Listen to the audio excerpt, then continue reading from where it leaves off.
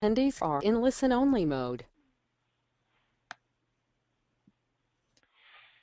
Welcome to our webinar on the Sunshine Act. I am Dr. Jill Brooks from First Healthcare Compliance, and I'm so pleased to have the founder and president of RxVantage, Dan Gilman, and the founder and vice president of sales for RxVantage, James Dwyer, joining me today. RxVantage is a free, cloud-based technology service offered to providers, enabling them to streamline and organize interactions with pharmaceutical and other sales reps, making sample requests and communication more efficient.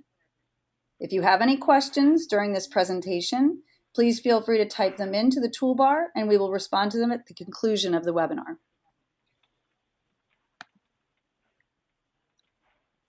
As you are aware, the final rule of the Sunshine Act was released February 1st, 2013.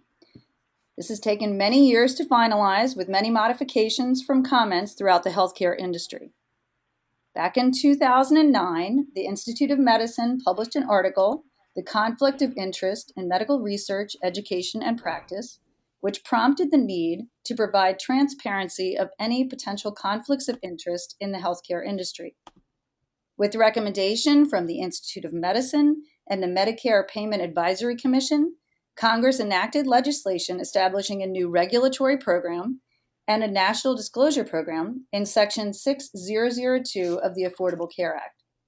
This national disclosure program would include reports providing transparency, the ability to correct any inaccuracies prior to publication on a public website, penalties for non-reporting, and annual reports to Congress and the states. In addition, the requirements for preemption of state laws are described. In many cases, the state laws are much more restrictive.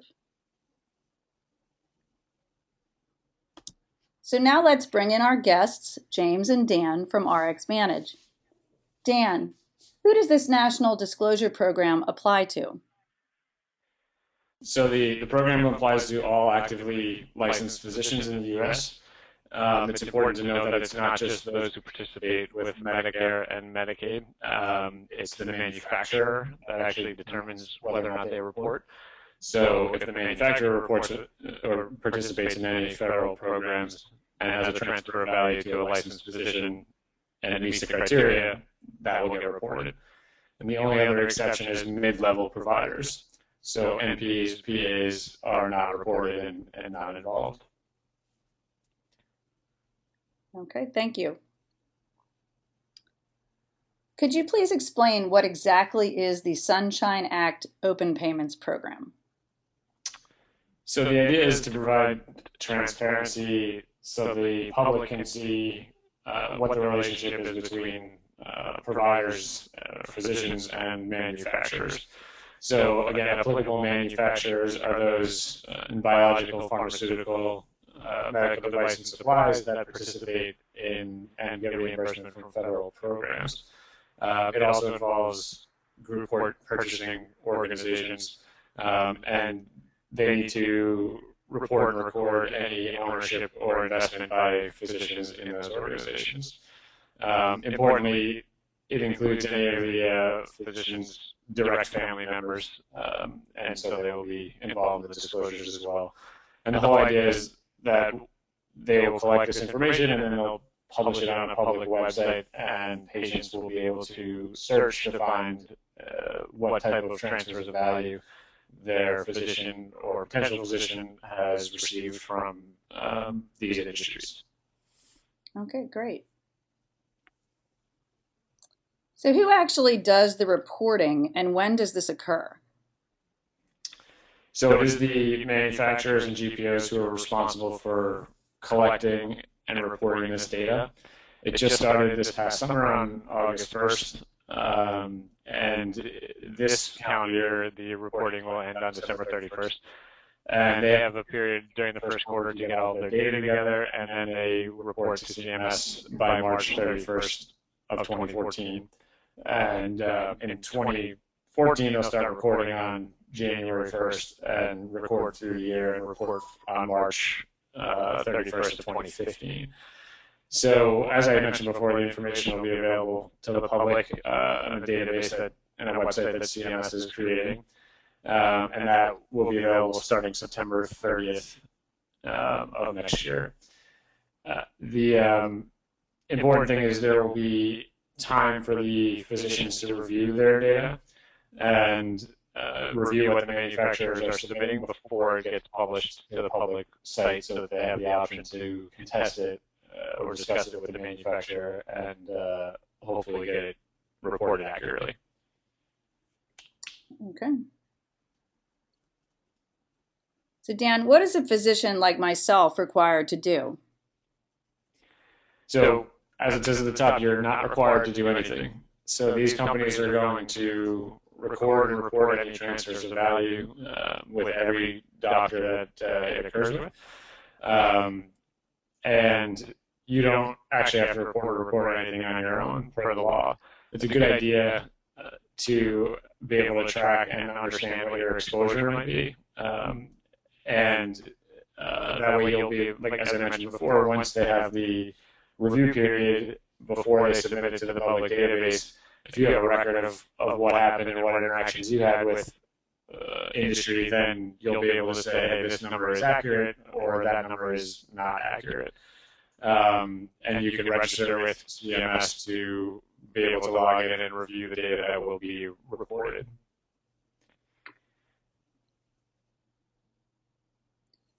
So what is the manufacturer or the GPO required to report?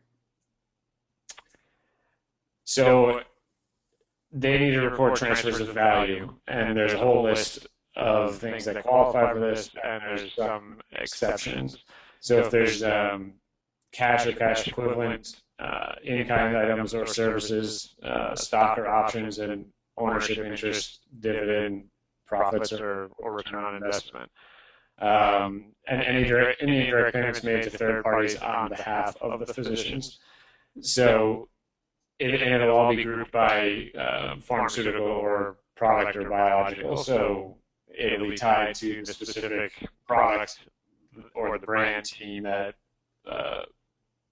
created that transfer value. And what are some examples of things that will be reported? So again, there's a pretty long list of what will be reported and what's exempted, but consulting fees, speaker fees, travel and lodging, food and beverage, and that's actually has some specific criteria of its own. So if there's a modest meal, either a lunch in the office or at an event, and it's less than $10, it won't be reported by itself. So if it's $9 for the meal, it doesn't get reported to CMS. But if the total amount from that brand exceeds $100 for the year, then that $9 will be lumped in to the total amount that's reported. So it's a little bit confusing, but theoretically, if you had 10 lunches in your office and it was $9 per person, you'd end up at $90, and it wouldn't be reported to CMS individually or cumulatively for the year for that brand. So some other things: gifts and entertainment, rental space fees, grants from the company, education and research, which is important to a lot of doctors who participate in research studies with pharmaceutical companies, charitable contributions, because they don't want the payment just to be made in kind to a charity and not be reported, and current and prospective ownership or investment interest. Okay, and what sort of things would be exempt from reporting? So CMEs, that's a big one. People attend these events all the time, and the certified and accredited CME tuition will be exempted. And honoraria for grant supporting activity is certified and accredited CME.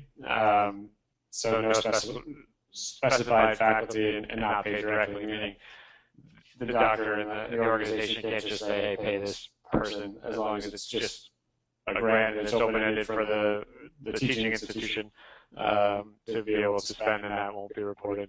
Buffet meals, snacks, soft drinks. So a lot of times you'll see as you go to these CME programs or other events, the meals are going to be a lot more modest than maybe they have been in the past, and that is going to be directly because of the Sunshine Act, you might get a little box lunch, and that is to keep it under the $10 and to make sure that it fits this exemption, so that that organization doesn't have to try to allocate a dollar amount to each position based on how much you ate or how much you drank. So product samples, importantly, are not going to be reported, so you can continue to accept those and use them with patients to save them some money, and obviously try out products before they go and spend money at the pharmacy on them. Short-term trial of device, it's a pretty common tactic from the pharmaceutical industry to provide some devices, maybe an ambulatory blood pressure monitor that you can use with your patients, which clearly benefits your patients, and it might not otherwise be reimbursable or present in the office. Those things are not going to be considered a transfer of value under the Sunshine Act or reported. Educational material for patients. So everything that comes through from perhaps the reps or in the mail from the company that's really directed at helping your patients day to day is going to be exempted from the Sunshine Act. Items used in charity care, dividends in publicly traded companies, so because that's obviously outside the sort of transfer value they're looking at tracking here. And delay in publication of up to 4 years. So if you're doing research, and it will be recorded, but it can be delayed until that product is approved. And as I said before, anything less than $10 per instance, and less than 100, if the cumulative is less than $100 a year. Okay, great. So James, how can you help the physicians keep track of all of this data? There are a couple things that physicians can do, as well as the office managers and administrators. Unfortunately, a lot of the tools that are available and a lot of what the technology industry has done has focused on the manufacturers, simply because there's really no requirement on the physician's part to keep track of that. And some of the tools out there that are aimed at physicians tend to be just kind of overhyped spreadsheets. There are a couple things that administrators and physicians can do. One is to keep an open communication channel with your reps and medical vendors, just so that you're aware of what they're doing, how to reach them, how to communicate with them. The manufacturers will have pretty steep penalties if they don't report something, so they may err on the side of over-reporting. And the best thing is just to ask if as a physician or an office manager, you have any concerns about what's being reported on your physicians, whether it's for a meal that's being brought into your office or if it's a speaker program they went to or anything. It's just great to ask and keep that communication channel open with these reps. Another great thing to do is to register with CMS. This allows you to stay up to date on any notifications and program changes and any information that they have. And this will also make sure that you get the reports and notifications from them if you as a physician or as an administrator, office manager, any of your physicians will be on that list. The website for that is not on this slide. I think it's 2 slides down, but we'll show it there. And then finally, there's some great tools out there that you can use to keep track of this information on the office side or the physician side. One, if we could move to the next slide, please. One more, sorry. This CMS has an app. It's a mobile app. I believe it's available for iPhones and iPads right now. It's called the Open Payments app, and it allows you to manually upload any vendor data. It has a lot of information on there to understand the open payment terminology and how the law works. It has a QR code reader that you can use to, I assume, read barcodes or anything that do qualify as open payment transfers. We looked at this app early on when it was first released, and I know they've had some more updates to it, but it is available at the iTunes store, or you can go directly to that website that's shown there, go.cms.gov/open payments. If we could go to the next slide, please. And where we come in and why we're working with Jill and Julie and First Healthcare Compliance is that we have a free web application that thousands of offices are using right now to manage all their vendor interactions at the office level, to schedule any of these lunches or interactions with these reps. And also, as a byproduct of using the system, it allows the office manager or the physicians to really get an accurate count of which vendors have come into the practice, what kind of meetings they've had, what the nature of the meetings were, what products were discussed, as well as keep a log of which staff and most importantly, which providers attended these meetings.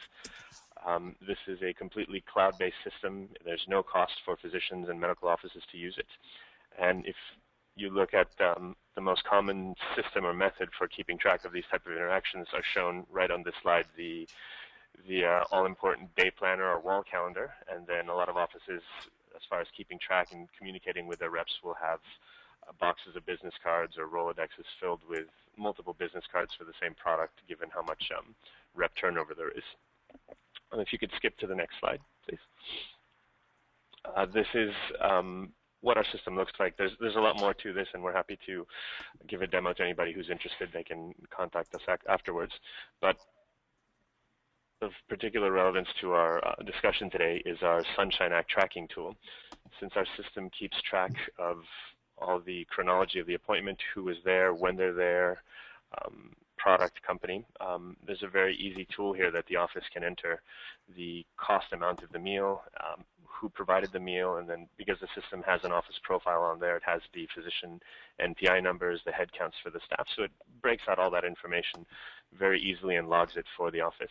This takes the place of having to, if as a physician you are notified that you are on that CMS Sunshine Act list, or as an office manager you hear that some of your physicians are on there and you are in that review period, or you want to contest any of that information that may be inaccurate at some point, it's much easier to review that and provide the evidence or the proof that their information is incorrect by using a digital system like this, instead of having to piece back together your wall calendar or track down the reps who did come in for those appointments and get the information from them.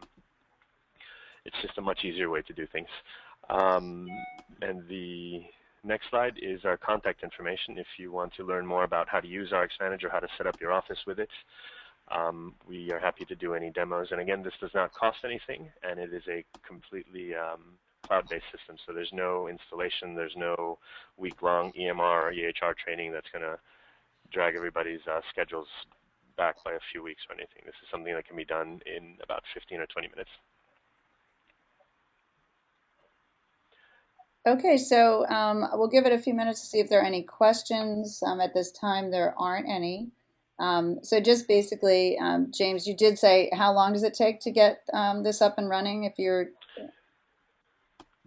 For an office to set up their profile on RxVantage, it's literally 15 minutes or so of an afternoon, and you'd have the office all set up and learn how to use it as well. So it's very quick and easy, and it's meant to save offices a lot of time with how they run things and kind of improve workflow. There's a lot more features in here that we didn't go into, but a lot of offices really do use this as a great tool to help them run more smoothly, keep track of all their reps, request any samples, provide patient assistance program information, and keep tabs on how their providers, or if there's any exposure on their providers for the Sunshine Act, especially if you have reps coming into your office.